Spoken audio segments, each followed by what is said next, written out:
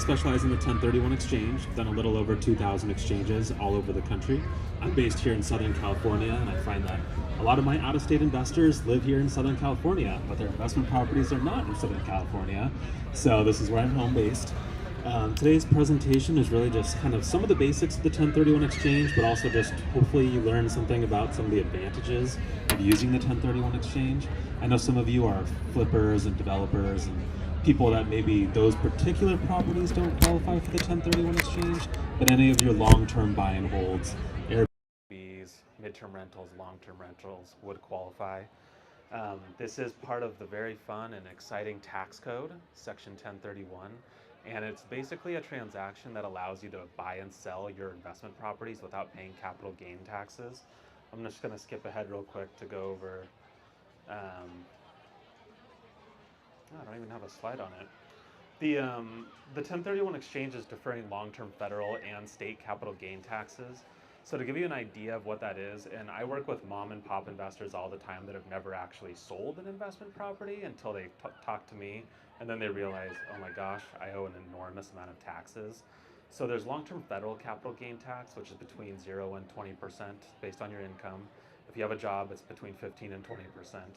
There's a state capital gain tax, or it's taxed as ordinary income, but if you sell investment property, you pay a state tax rate between 9 and 14.4%, because California is the highest in the country.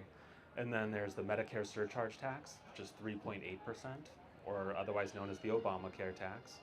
And then there's depreciation recapture tax. So if any of you are taking accelerated depreciation on your properties, you would owe 25% of all the depreciation you've taken upon selling that property. So depreciation you've taken on a property, that's a very significant portion that you're going to be paying in recapture tax.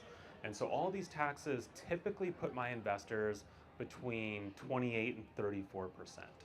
So that's a ton of money. So whenever investors call me, it's usually after they've talked to their CPA, or they're about to panic when I send them to their CPA to find out what they owe in taxes.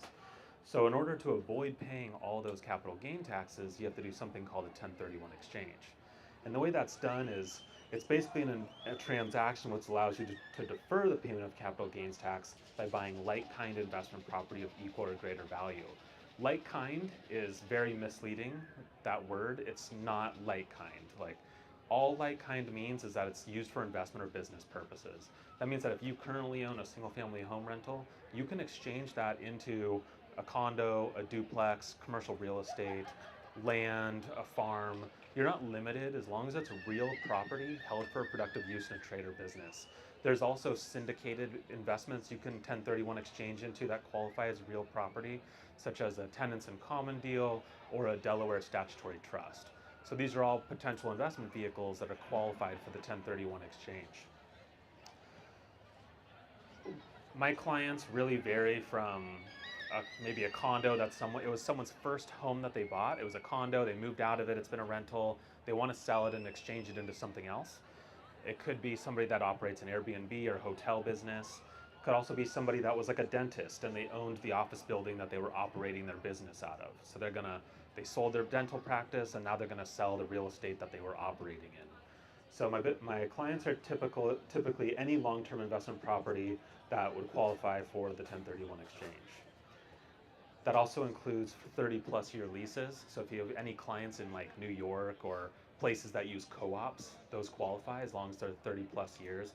Typically, if your title insurance will underwrite it, then we will exchange it. Oil and gas rights, that was one that I had some investors just absolutely kill it during COVID on oil and gas rights.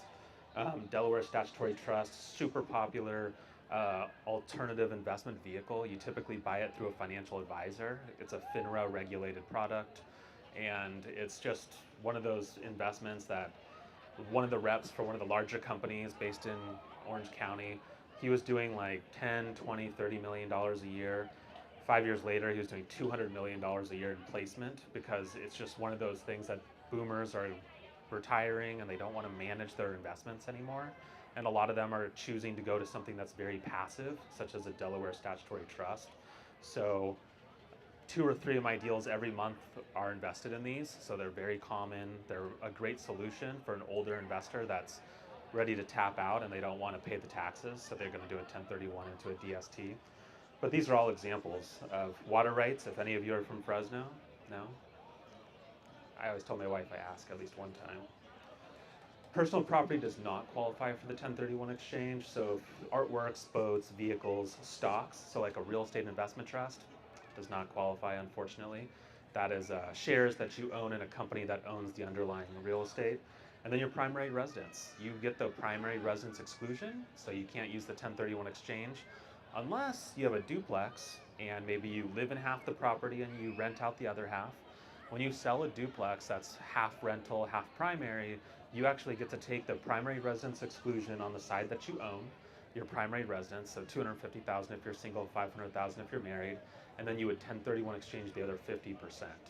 So for some investors that are house hacking or they're buying, renovating, living for a couple years, trading to another asset, they could potentially benefit from that. Also, if you have a highly appreciated primary residence that obviously is far outweighs the 121 exclusion, you can actually move out of the property for 2 years. And then what happens is when you sell that property, the 121 exclusion is 2 of the last 5 years to qualify for that. So you could still get your 250 or 500 tax free, and then you would 1031 exchange the balance. So it's kind of a way to combine both, but it has to have been a rental property for the 2 years before you sell it. So that's the requirements for that. But you can combine it, and I help a lot of investors do that. So the most common question I get is, well, I'm selling my investment property, what do I need to buy for full tax deferral, right? You don't want to pay any taxes. So if you take a $500,000 gross sale price, obviously not in Southern California, and there's a loan payoff of $100,000 and closing cost of $30,000, you would have to buy a replacement property for $470,000 for full tax deferral. Anything under that, you pay prorated capital gains tax. So if you found the perfect property, but it was $450,000, it's not the end of the world, you just pay taxes on the difference. Unfortunately, escrow, title, brokerage commission, my fee, all the normal selling costs can be deducted, but you'll notice the loan part. So a lot of investors come to me, they sell the property, they don't want to get a new loan. So you do have to get a new loan of equal or greater value for full tax deferral, or you have to bring in the cash equivalent. So if you have like an older investor, it's almost paid off, it's like $80,000 left, they can just bring in $80,000 cash instead of getting a new loan. Or if the property that they're purchasing allows for seller financing, they can seller carry back for the loan amount that they need for the 1031 exchange. So any kind of debt would qualify. Could be hard money, could be a normal mortgage, it doesn't really matter, as long as it's there on the property. So we have clients that do 1031 exchanges, 6 months later they do a cash out refi, pull the cash out for another deal. That's totally okay. Do not do the refi right before the exchange or in the middle of the exchange, because that's changing the debt to equity ratios. Any questions on this so far? I know this is really exciting stuff. So the debt, we already kind of went over the debt. So holding title in a 1031 exchange, this is super important, and especially because many of you are investors, and I find that a lot of investors, they just want the most protection. So they end up putting their properties in different sorts of protection vehicles, whether that's a trust, an LLC, a multi-member LLC, many different irrevocable trusts if they're super high net worth, and you end up with all these investors with different types of ownership. The important thing in a 1031 exchange is that the tax ID number is the same from the sale to the purchase. So that means if you sell the property in your individual name, you need to buy with the same tax ID number. Now, fortunately, several of these entities are considered disregarded entities. So like a single member LLC, that's still filed on your personal tax returns, right? There's no K1 filed, so that's still your tax ID number. Revocable living trust, that's also your tax ID number.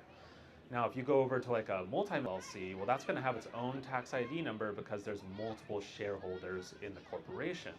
Also, if you go into an irrevocable trust, that trust is essentially never dying. It goes on forever, and it just gets passed down through the generations, but the tax ID number is completely independent from who the beneficiaries are of the trust. So all of these things are important. If you're as an investor planning on doing a 1031 exchange, and you have a multi-member LLC with a bunch of partners right now, and your partners want to go different ways, that's going to be hard because that tax ID number is tied to the property. You've been filing tax returns with it for the last several years. If you change that from multi-member LLC to your individual names as tenants in common with the other investors, the IRS could see that as a change of ownership completely.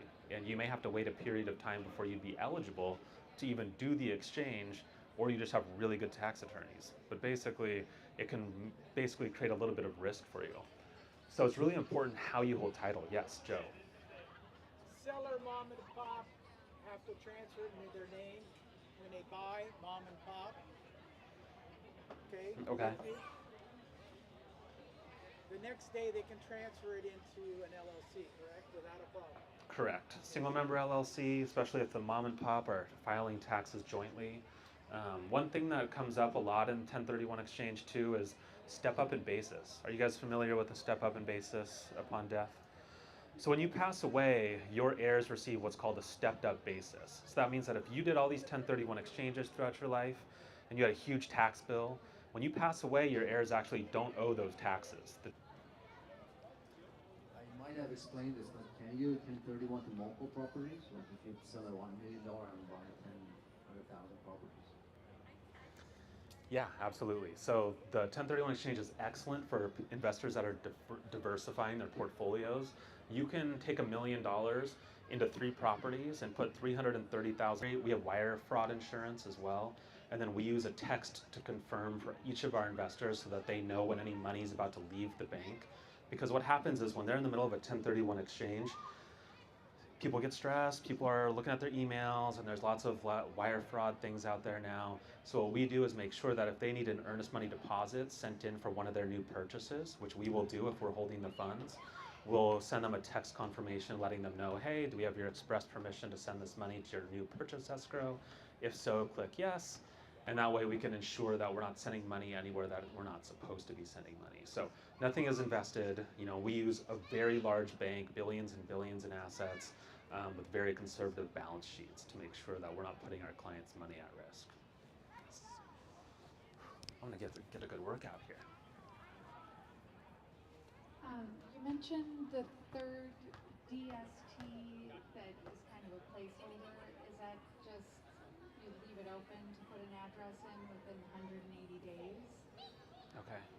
And also, what qualifies as a property to 1031? Like, how long do you have to hold it?